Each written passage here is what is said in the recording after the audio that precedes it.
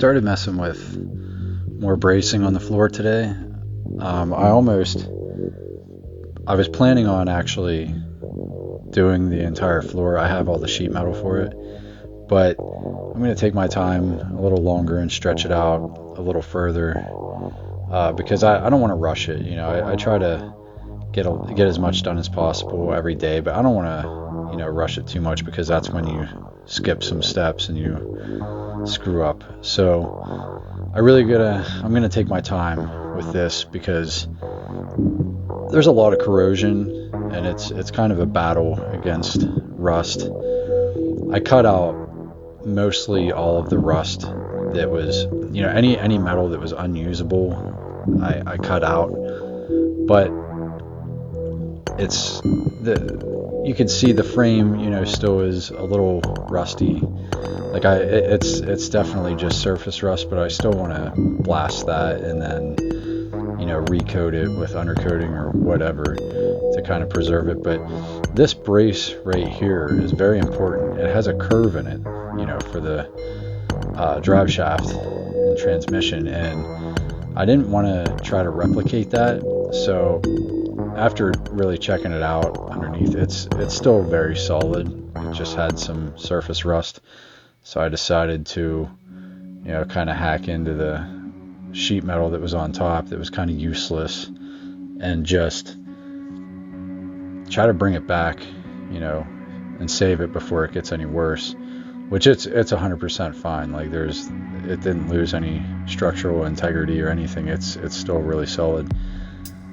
But my goal today was to at least get the bracing completely done, and then just be ready to do the sheet metal. But I had to cut out some braces, anywhere where there's a body mount, even though they weren't all being utilized. Like there was new body mounts put in, I believe, in some areas later on, and some of the old ones were just completely rusted out and not being used anymore. Like there wasn't even anything connected to some of them. I decided to just put braces on all of them, because why not? I mean, I'm in here. This will probably never get done again. I mean, who knows? Maybe someday, but I doubt I'm going to ever do it again. So why not put braces on every body mount while I have the chance, and while this is, stripped down the way it is? And why not? So that's basically my plan for today, and get everything burned in real nice, make sure that it's all solid, because like I said, once I do the floor, I don't plan on ripping this floor out. I don't plan on doing this again. I want to do it right the first time, because why? It's not cheap to buy all this steel and all this square tubing. It's pretty expensive. Metal's not too bad, but we're talking $100 for an 8-foot long piece of 1.5 by 1.5 square tubing. So and the 2x4 inch by 8-foot square rectangular tubing is $100 a piece. So I'm not in the business of just wasting material and doing it half-assed so that I can rip this apart and do it again in 5 years when everything's rusted apart again. So this is basically all I really needed to cut out. I needed to cut those tabs off the end, and then that's sort of I just grinded it down and got it down to semi bare metal.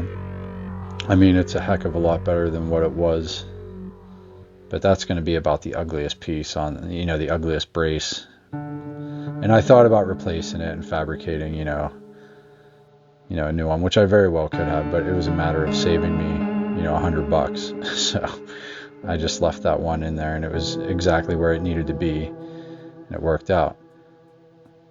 So where I have that sheet metal set back there in the back seat and in the rear, sort of, that there, it's just placed there, but that's basically where it's going to go. It's not burn in yet or anything like that, but that's just kind of an idea of how it's going to be. I was just kind of piecing together the material that I had to see what all I had to work with, and that it just worked out to be there. I don't film myself, once again in this video, I don't film myself doing everything because there were so many little things that I did in between filming that like it would have just been a lot of cutting. Like I'm not going to film myself cutting every piece of square tubing out, or else you'd be watching me cut at least, I had to make like at least 30 cuts. And not only that, not just material, but when I was cutting out the rust, there was a lot of rust that I had to cut out, and get rid of things that weren't necessary in the car that were just going to be in the way. I wanted to get rid of any rust because anybody knows it's like a cancer. It spreads. Like it'll get into the new metal if it's connected to the new metal. Like it's useless. So why have it? It's just extra added material that's not necessary to be there. So I really wanted to get it done right. I know I keep saying that, but I was really adamant about it. And right now, I believe I'm just cutting, body mount tabs that are coming off of the rocker panels and onto the body mounts. I'm pretty sure that, this looks like a short stock. So I was only cutting 8.5 inch pieces, and that's all this is. But I'm really happy that I decided to just take the time, and it was worth taking the extra hour or two to do this because I just feel that much safer about it, having all these extra structural pieces coming off the rails, off the rocker panels, onto the body mounts. It's just, it's better than not having them, I guess. It's a heavy car. I mean, this car weighs a lot. The engine is going to weigh a lot. The transmission, everything's really heavy, and it's going to be fast. So for me, building it myself, my first project ever, the first time ever doing any of this, having no idea what I'm doing, I really want to be extra, even if it's overkill. Some people might say, well, that's overkill, you didn't really need to do that. But like, I'd rather overkill it and overthink it and overwork than, have something really horrible happen down the road, or have to redo something. Because who wants to do something twice when it could have been done right the first time? I'm not saying that any of this is done right, but it's done to the best of my knowledge and to the best of maybe not my ability, but the best I can do given being my first time. All right, so that one down there, that it wasn't necessary to replace. It was still solid, so I just added a little piece in there, as you can see, and I'm going to weld that up. And see, you can see all the extra little flakes of material. I try to cut all that out. I don't show that whole process though. Then I had to add a new one there because that one was just gone. And I had to drill all the holes through the body mounts up through this rectangular tubing and square tubing from the bottom up, which I haven't done yet. But I'm going to wait until the floor is done, of course, to do that, because it has to come all the way up through the floor before I can put the bolts down through. Now here, I'm putting 1.5 by 1.5 square tubing in this gap to complete the rocker panel. And this is just a scrap piece that I was messing around with to, check to see how well it would fit, because also I'm going to be putting 18 gauge sheet metal on top of that as well for the flooring. So there had to be enough room for that and the door to be able to shut correctly, because it's going to go the whole way down the rail there to add more structure and so that I can build off of it. See, it's going to go from there, but it's going to go all the way up to the front.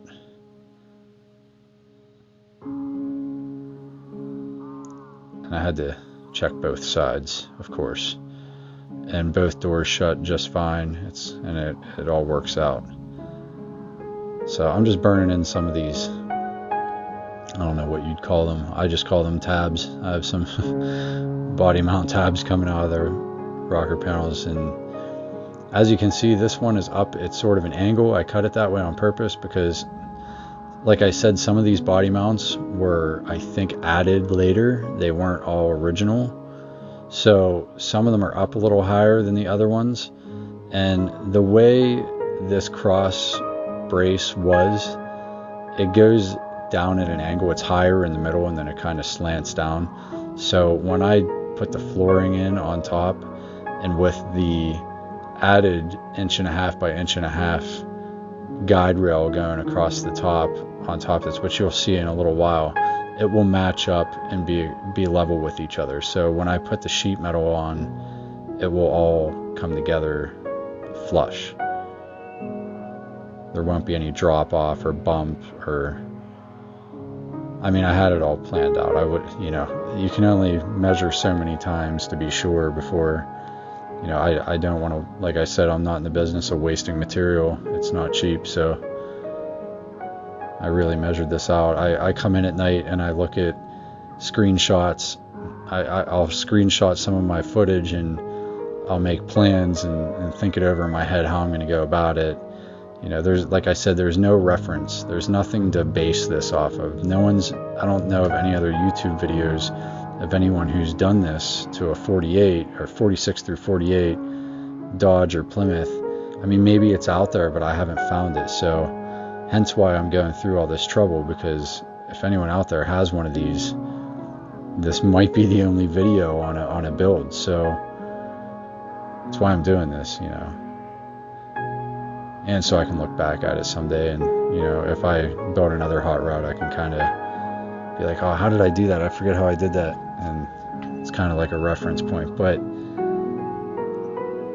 I'm just tacking these in right now. I go back and burn them in even better, but just getting everything in place.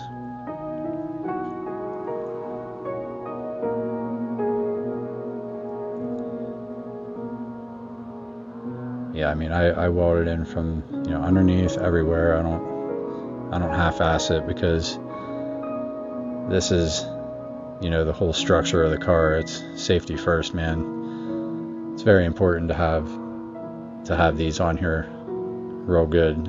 If one of these pop off, you're gonna be in trouble.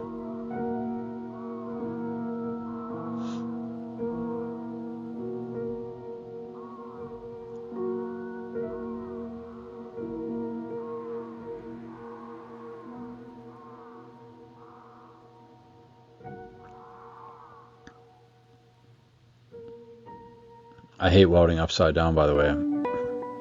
I think everybody does. I mean, you get burnt a lot. Now here's where I'm burning in. I went and got more material, and this was definitely necessary.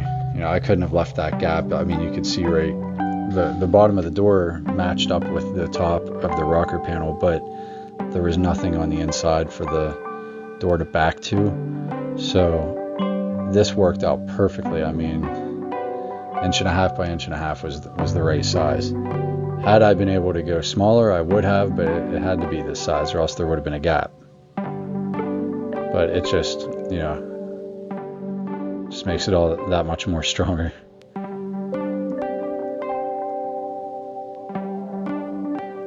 Now you can see there's like a slight gap because it's like just on the edge of that. But I clamped that down, and I seal it up.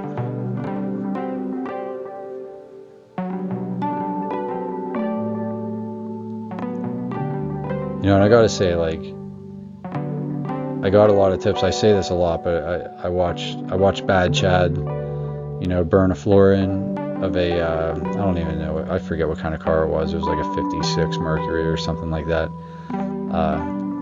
But he burned a floor in, and he did it like in live time, where like he was filming as he went, like his wife or girlfriend films him as he does it, and he, from start to finish, I got a lot of tips from that. Like, that really helped me out. So shout out to Bad Chad, man. I mean,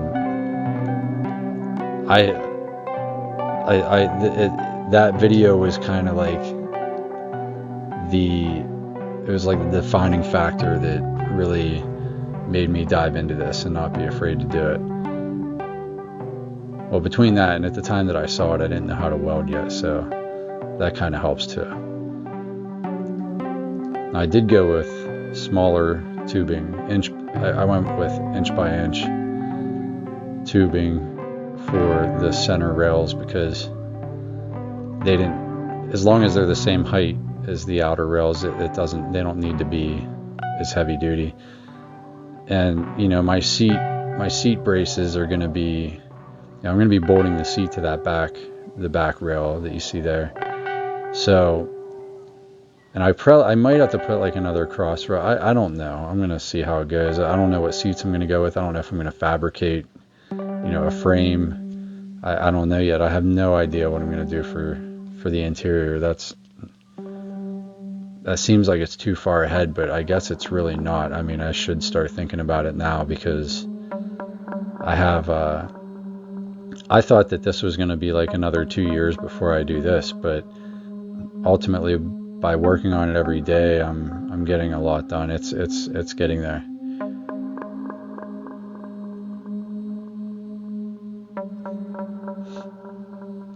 So now next thing to do, like there it is, like it's ready to roll.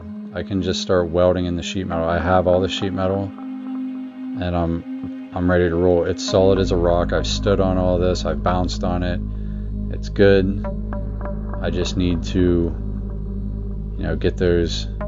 I need to grind off the paint in the back and I need to just start burning it. I might do 2 more brackets behind those 2 center rails going into the back, and then it'll be sheet metal. But other than that, it's ready to roll. And in the next episode, I'll be burning in that floor. So this should have a floor by the end of the next episode. Actually, I'll make sure of it. Right now, as we speak, I have a transmission being rebuilt and a torque converter on its way. So that engine is coming, but we're going to keep going on this floor for now. So thanks for watching, and stay tuned for the next episode.